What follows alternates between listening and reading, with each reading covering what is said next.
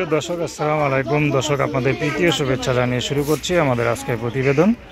তো দর্শক, দেখতে পাচ্ছেন আমাদের সামনে এক পদ্মাশীল এক আপু দাঁড়িয়ে আছে। আমরা তার জীবনের গল্পটা শুনবো, জানবো আপু কেন আমাদের ইউটিউবের মাঝে আসলেন, তিনি কি বলতে চান। আপু আসসালামু আলাইকুম। ওয়ালাইকুম আসসালাম। আপু কেমন আছেন? তারপর নাম কি? খুব সুন্দর নাম। আনিকা আপু থাকেন কোথায়? নোয়াখালী।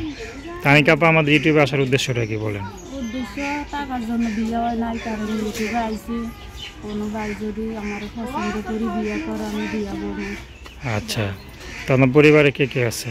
পরিবারে কেউ নাই, খালার কাছে থাকে। খালার কাছে থাকেন? আপন খালা না পাতানো খালা? আমার আপন খালাই। বাবা মা কোথায়?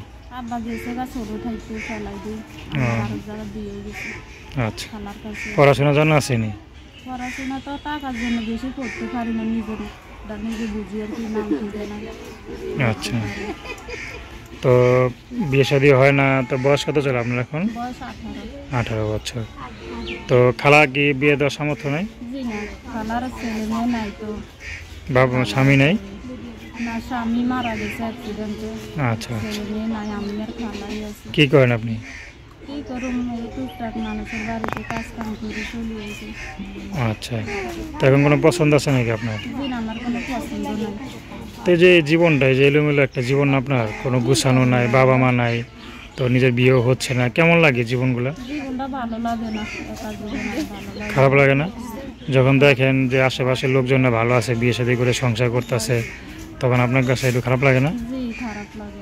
আচ্ছা, তো আপনাকে মানে কোনো ছেলে যদি পছন্দ করে, আপনি কি বিয়ে করবেন জি, আমি বিয়ে করব। নাকি তার সাথে কথা বলে যাবেন? না না, আমি কথা বলি যাবো না, আমি বিয়ে বসে দিয়ে আমার বিয়ে করবো। আচ্ছা, মনে করেন অনেকে আছে, স্ত্রী আছে, চলে গেছে বা মারা গেছে, এমন কোনো পুরুষ যদি আপনার জীবন আসতে চায়? সমস্যা নাই, আচ্ছা, আমি বিয়ে বলবো। তো দর্শক, আপনার নাম কি বললেন? আনিকা। তার নাম্বারটা হচ্ছে 01890588556। তো দর্শক, প্রেম ভালোবাসা, সাহায্য সহযোগিতা, বিয়ে শাদী করা একান্ত আপনাদের ব্যক্তিগত ব্যাপার। তো আসুন আমরা 5 ওয়াক্ত নামাজ পড়ি, সর্বদা দেশের সেবা করি। আসসালামু আলাইকুম।